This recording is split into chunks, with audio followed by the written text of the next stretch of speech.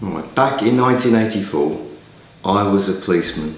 I was a passenger in a police car with my mate Bob. It's between 3 and 4 o'clock in the morning, and we were driving from the White Hart roundabout in Northolt, and we went to Greenford Broadway. We were looking out for a guy who had been setting fire to cars on an estate on our right hand side. On our left hand side there was a big open area called Rectory Park, a big open space of land. We were on our side lights only and going really slowly, about between 10 and 15 miles an hour, because we were looking for this guy. As we were driving along, I noticed a big orange ball in the sky to our left over the park area.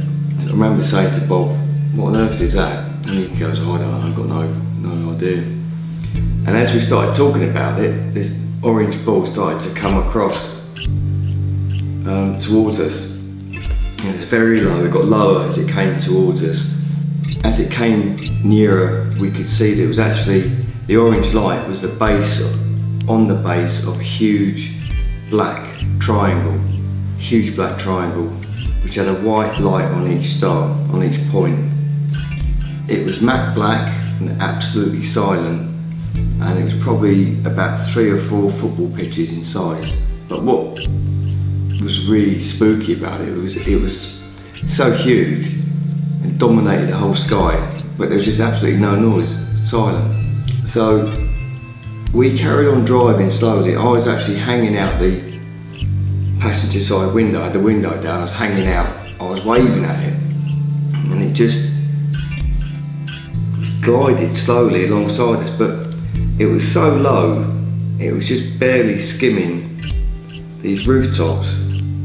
And the stupid thing is, it followed us all the way down the Ricett Road, across Lady Margaret roundabout, continued along the Ricett Road, where we went for about half a mile, and we stopped just before we got into Greenford Broadway.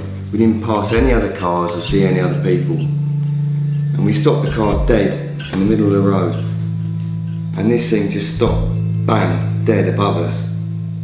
And it was so big you couldn't see the sky. When you looked up, you couldn't see any natural sky. We got out of the car, we turned the engine off, we were waving at it, we turned the blue lights on the roof of the car, jumping up and down, waving our hats at it.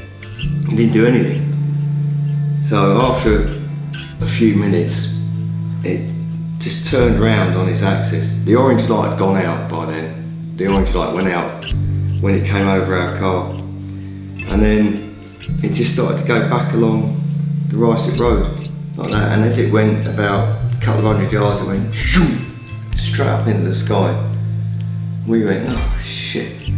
Jumped back into our car, and then just round the corner was Greenford Police Station. So we drove in there, and Ron Jones was the old station officer. We told him, said, "Ron, we just seen this weird thing in the sky."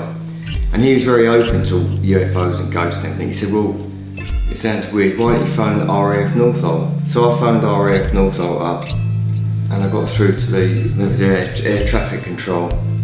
And I said, "Hello, it's PC Perry here from the Met Police in Greenford. Do you have any aircraft up over our area?" He said, "Officer, we've got no aircraft, we've got no helicopters, we've got no weather balloons." And I remember him saying really weird, "We've got no hang gliders." And he said, "Do you want to report a UFO?" I went, "No."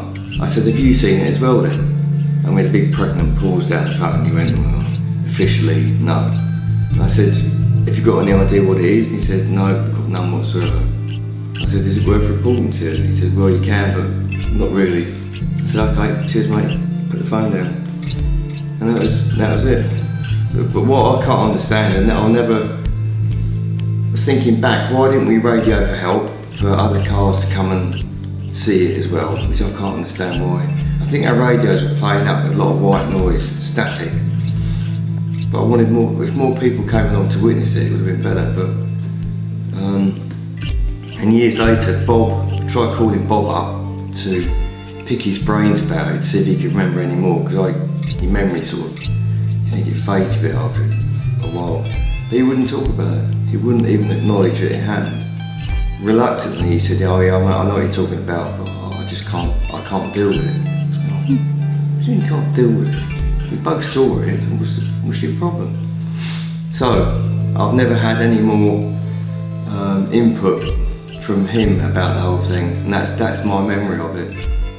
Did have some strange dreams afterwards of open windows and lights in skies and just weird stuff.